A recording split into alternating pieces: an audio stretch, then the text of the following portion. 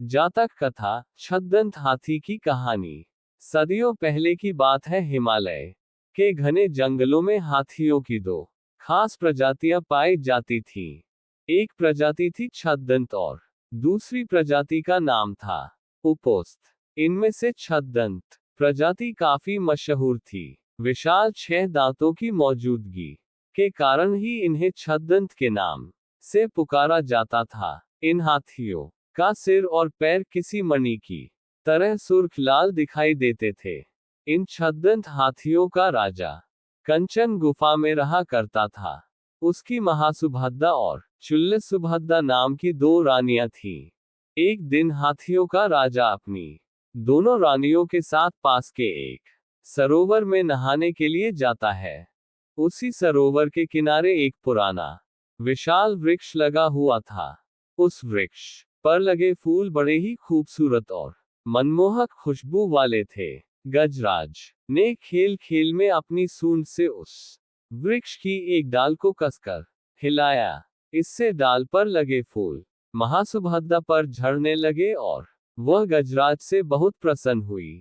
वहीं वृक्ष की सूखी डाल पुराना होने के कारण गजराज की सूंड का जोर झेल न सकी और टूटकर फूल समेत गजराज की दूसरी रानी चुल्लसुभद्दा के ऊपर जा गिरी। हालांकि ये घटना संयोगवश घटी, लेकिन इसे चुल्लसुभद्दा ने अपना अपमान माना और उसी वक्त गजराज के निवास को छोड़कर कहीं दूर चली गई। जब गजराज को इस बात का पता चला तो उसने चुल्लसुभद्दा को बहुत ढूंढा, लेकिन वह कहीं नहीं मिली।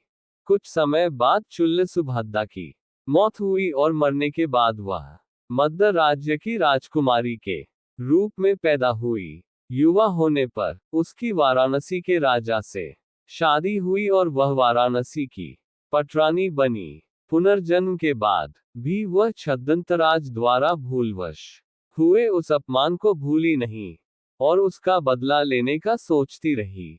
एक दिन मौका पाकर उसके वाराणसी के राजा को छद्दंतराज के दांत हासिल करने के लिए उकसाया। परिणामस्वरूप कुछ कुशल निषादों के समूह को राजा ने गजराज के दांत लाने के लिए भेज दिया। गजराज के दांत लाने के लिए रवाना हुई टोली का नेता था सोनुत्तर। सोनुत्तर करीब 7 साल का सफर तय करके गजराज के निवास पर पहुंचा।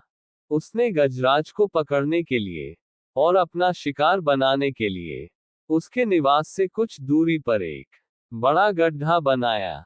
गड्ढे को छिपाने के लिए उसने उसे पत्तियों और छोटी लकड़ियों से ढक दिया और खुद झाड़ियों में छिप गया। जैसे ही गजराज उस गड्ढे के करीब आया तो सोनुत्तर ने विष बुझा तीर निकालकर छद्दंतराज पर निशाना लगा दिया। तीर से घायल होने के बाद जब गजराज की नजर झाड़ियों में छिपे सोनुत्तर पर पड़ी तो वह उसे मारने के लिए दौड़ा। चूंकि सोनुत्तर सन्यासियों के वस्त्र पहनकर आया था, इस कारण गजराज ने सोनुत्तर को जीवनदान दे दिया। गजराज से जीवनदान पाकर सोनुत्तर का मन बदल गया और उसने गजराज को सारी कहानी कह सुनाई और गजराज पर निशाना साधने का उद्देश्य बताया। जीवनदान मिलने के कारण सोनुत्तर गजराज के दांत नहीं काट सकता था, इसलिए छद्दंतराज ने मृत्यु से पहले खुद ही अपने दांत तोड़ कर सोनुत्तर को दे दिए। गजराज के दांत पाकर सोनुत्तर वाराणसी लौट आया और गजराज के दांत रानी के समक्ष रख दिए। साथ ही सोनुत्तर ने रानी को ये भी बताया कि किस तरह गजराज ने उसे जीवनदान देकर खुद अपने दांत दे दिए। पूरी बात जानने के बाद रानी गजराज की मौत बर्दाश्त न कर सकी और इस सदमे से उनकी भी तुरंत मौत हो गई।